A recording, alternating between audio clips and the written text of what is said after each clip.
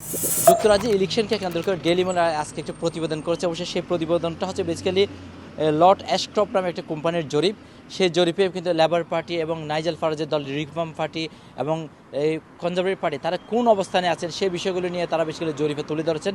সেই জরিপে বেসিক্যালি বলা হচ্ছে যে কনজারভেটিভ পার্টির জন্য এটা বেশি উদ্বেগজনক একটা ঘটনা, যেটা নাইজেল ফারাজ যেই বলেছে সেই ইলেকশন করবে, সে প্রার্থী হবে, সেটাই বেসিক্যালি কনজারভেটিভ পার্টিকে অনেকটা উদ্বেগের মধ্যে রাখছে। এখানে বলা হচ্ছে যে এবার রিফর্ম পার্টি প্রায় নেক টু নেক বেসিক্যালি, এখানে বলা হচ্ছে বেসিক্যালি রিফর্ম ইউকে বেসিক্যালি কনজারভেটিভের সাথে প্রায় নেক টু নেকে চলে যাচ্ছে। যেভাবে কনজারভেটিভ পার্টি আগে গত সপ্তাহে 23% ছিল, সেটা এখন নেমে এসে প্রায় 21% চলে আসছে। আর ওদিকে কনজারভেটিভ ডানপন্থী দল হিসেবে যে রিফর্ম পার্টি ইউকে, তারা প্রায় 15% নিয়ে তারা এখন এগিয়ে আছে। মানে কনজারভেটিভ পার্টির সাথে তাদের এই রিফর্ম পার্টি ইউকের তাদের দূরত্ব হচ্ছে প্রায় 6 পয়েন্টের, মানে 6% তারা প্রায় তাদের দূরত্ব আছে। সেই কারণ রিফর্ম পার্টি আগে ছিল 11%, সেটা এখন বেড়ে প্রায় 15% হয়েছে। কারণ সেটার কারণ হচ্ছে নাইজেল ফারাজ যখন বলছে সেই ইলেকশন করবে, সেই ইলেকশনকে কেন্দ্র করে বেসিক্যালি তাদের সমর্থনটা আরও বেশি এগিয়ে যায়। এবং এখানে একটা বিষয় কথা আসছে যে সেই নাইজেল ফারাজ বেসিক্যালি এসেক্সের ক্লাকটন থেকে সে তার দলের প্রার্থী হবেন বলে সে ঘোষণা করছেন, তখন থেকে কিন্তু তাদের যেই সমর্থনটা এগিয়ে যাচ্ছে বেসিক্যালি। তবে একটা বিষয় উঠে এসেছে, সে হচ্ছে লেবার পার্টির যে স্যার কিয়ার স্টারমার, সে এখনও তার যেই লিড স্পিরিট, সে এখনও তার যে প্রধানমন্ত্রী হওয়ার যে দূর, সে এখনও তার স্পিরিটটা ধরে রেখেছে। তবে এখানে বলা হচ্ছে তাদের যে আগের যেই বুটের যে সমর্থন, সেই সমর্থন থেকে অবশ্য তারা 4 পয়েন্টে পিছিয়ে নেমে গেছে। তারা এখন 43% আছে এখন জরিপে। আজকের যে জরিপ, সেই জরিপে কিন্তু তারা প্রায় 43% লেবার পার্টি এগিয়ে আছে। এবং অবশ্যই সে দূরে এখনও পর্যন্ত এগিয়ে আছে স্যার কিয়ার স্টারমার। এখানে একটা কথা যখন জিজ্ঞাসা করা হয় যে আসলে ভোটাররা কাকে পছন্দ করে এবং কে বেশি এগিয়ে আছে, সেই দিক দিয়ে এখনও পর্যন্ত কিন্তু ডেইলি মেলের প্রতিবেদন এখনও পর্যন্ত স্যার কিয়ার স্টারমার এগিয়ে আছে সেই সমর্থন দিক দিয়ে। তবে এখানে প্রধানমন্ত্রীর সমর্থন হচ্ছে 20%, আর কিয়ার স্টারমারের সমর্থন হচ্ছে প্রায় 37%।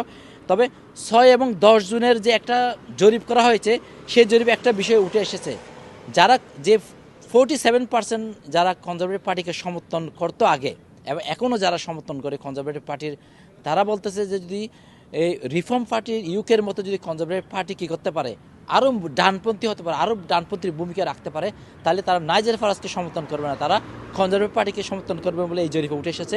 তবে সেই জরিপে অংশ নেয় প্রায় 4,975 জন মানুষ এই জরিপে অংশ নেয়, যেটা জরিপ অনুসারে 2019 সালের শেষ সাধারণ নির্বাচনে কনজারভেটিভকে ভোট দেওয়ার 45% মনে করেন মিস্টার ফারাজকে তারা পছন্দ করেন। কেন পছন্দ করেন?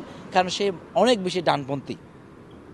এখানে অবশ্যই লেবার পার্টির 83% মানুষ যারা লেবার পার্টিকে ভোট দেয়, তারা বলতেছেন যে আমরা নাইজেল ফারাজকে পছন্দ করি না। কারণ তারা বলছে সে কেন ইলেকশন করতে, সেটাও আমরা বুঝতেছি না। এই বিষয়টা একটা কথা বলে। তবে এখানে একটা বিষয় অনেক ভোটাররা মনে করেন যে তারা কেন লেবার পার্টিকে পছন্দ করেন না। একটা বিষয়ে তারা পছন্দ করেন না, সেটা হচ্ছে সেই বিষয়টা হচ্ছে বেসিক্যালি যুক্তরাজ্যের মানবাধিকার সম্পর্কিত ইউরোপিয়ান কনভেনশন। তারা মনে করতেছে যদি ইউরোপিয়ান কনভেনশন থেকে যদি যুক্তরাজ্যে বের হয়ে যায়, তখন কিন্তু অবৈধ ইমিগ্রেশন নিয়ে তারা সংসদে আলোচনা করতে পারবে, আরও বিভিন্ন পদক্ষেপ নিতে পারবে। কিন্তু তারা মনে করেন না যে লেবার পার্টি ক্ষমতায় আসলে ইউরোপিয়ান কনভেনশন থেকে আসলে বের হতে পারবে যুক্তরাজ্য। তবে 65 ভোটার মনে করে লেবার পার্টি ক্ষমতায় আসলে ঋণ বাড়বে। এখন যেই ঋণ আছে কনজারভেটিভের আমলে, সেটা চেয়ে আরও বেশি ঋণ বাড়বে বলে মনে করেন 65% মানুষ লেবার ক্ষমতায় আসলে। এবং আবার অনেক ভোটার মনে করেন লেবার সরকার ক্ষমতায় আসলে বৈধ ইমিগ্রেশনও বাড়বে, আবার অবৈধ ইমিগ্রেশনও বাড়বে। তবে তারা মনে করেন যে 33% মানুষ মনে করে যে বৈধ ইমিগ্রেশন বাড়বে লেবার ক্ষমতায় আসলে, আর 34% মনে করে যে অবৈধ ইমিগ্রেশন বাড়বে লেবার ক্ষমতায় আসলে। এই জরিপে উঠে এসেছে। তবে এখানে একটা বিষয় উঠে এসেছে, অনেকেই মনে করেন যে লেবার ক্ষমতায় আসলে NHS এর যে ওয়েটিং লিস্ট, সেই ওয়েটিং লিস্টটা হয়তো কমতে পারে। তবে 18% মানুষ মনে করে ওয়েটিং লিস্টটা বাড়তে পারে। এই জরিপের মূলত তথ্য হচ্ছে যে এখন পর্যন্ত স্যার কিয়ার স্টারমার এগিয়ে আছে সোনাকের চেয়ে, এবং অর্থনীতি চালানোর ক্ষেত্রেও স্যার কিয়ার স্টারমার অনেক এগিয়ে আছে, সেটাও কিন্তু এই জরিপে উঠে এসেছে। এবং তবে একটা বিষয় এখানে বারবার উঠে সেটা হচ্ছে যে বৈধ ইমিগ্রেশন এবং অবৈধ ইমিগ্রেশন। তবে ইমিগ্রেশনের বেলায় অনেকে বলেছেন লেবার পার্টি যদি ক্ষমতায় আসে, তাহলে হয়তো ইমিগ্রেশনের সংখ্যা আরও বাড়তে পারে, হয়তো অবৈধ ইমিগ্রেশন বাড়তে পারে, অত বৈধ ইমিগ্রেশন হয়তো বাড়তে পারে। এই বিষয়ে কিন্তু আজকের জরিপে উঠে এসেছে। হেফাজুল করিম রকিব, NL 24।